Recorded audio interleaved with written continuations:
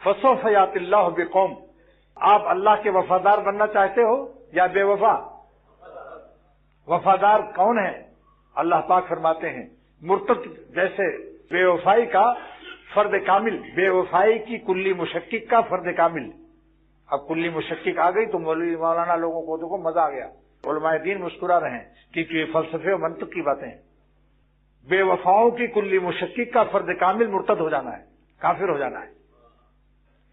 ان کے مقابلے میں جو کلی نازل ہو رہی ہے کہ میں کلی مشکک کے فرد کامل کے مقابلے میں، یعنی جو بے وفائی کے انتہا مقام پر پہنچے ہوئے ہیں، ان کے مقابلے میں وفاداری کے انتہا مقام پر پہنچنے والی قوم کو ہم پیدا کر رہے ہیں۔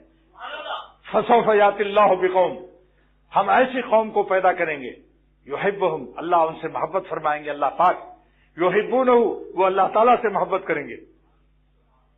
دیکھا آپ نے، کیونکہ ارتداد اللہ کے راستے کی بے وفائی کا انتہائی مقام ہے، بے انتہا درجے کے بے وفا، بے وفائی کی کلی مشکک کا فرد کامل، یعنی انتہائی بے وفا غدار جو اسلام ہی چھوڑ دیں وہ کافر ہو جائیں۔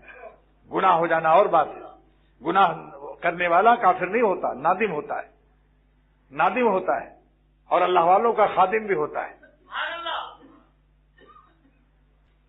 لیکن گناہ ہو جاتا ہے۔ ایک دن ایسا آئے گا انشاءاللہ کہ ولی اللہ ہو جائے گا۔ اگر یوں ہی تم آتے جاتے رہو گے، محبت کا پھل اپنا پاتے رہو گے، اگر یوں ہی تم آتے جاتے رہو گے، محبت کا پھل اپنا پاتے رہو گے، لیکن محبت کا پھل جب وہ پانے لگے، مجھے چھوڑ کر کیوں وہ جانے لگے یعنی یہ پیر سے بھی بے وفائی نہ کرو، آنا جانا رکھنا چاہیے۔ بعض لوگ غائب ہو جاتے ہیں زیادہ دن کے لیے، مجبوری ہو تو آ کے بتا دو، ٹیلی فون کر دو کہ آج کل میں بہت ہی بزی ہوں، اور بزنس مین تو ہے ہی ہوں، میری تو نس نس بزی ہے، بزی نس مین، وہ مین جس کی نس نس بزی ہو، نس مانے رگ، اس کا ترجمہ بتاؤ کیسا ہے یہ؟ تو دوستو، اللہ تعالیٰ کے انتہائی بے وفا قوم کے مقابلے میں انتہائی با وفا قوم اللہ نے نازل فرمایا۔ کیسا عنوان ہے بتاؤ؟ انتہائی بے وفا قوم کے مقابلے میں مرتد کافر کو اسلام لانے کے بعد جو مرتد ہو گئے، اس سے بڑی بے وفائی نہیں ہو سکتی۔ تو بے وفائی کی انتہا درجے کا بے وفا قوم کے مقابلے میں انتہائی درجے کی وفادار قوم پیدا کرنا اللہ تعالیٰ کے ذمے فضلاً و احساناً لازم تھا، ورنہ مقابلہ صحیح نہ ہوتا۔ بتاؤ بھائی، 2 من طاقت والے پہلوان کے مقابلے میں 1.5 من کا طاقت والا لاؤ گے؟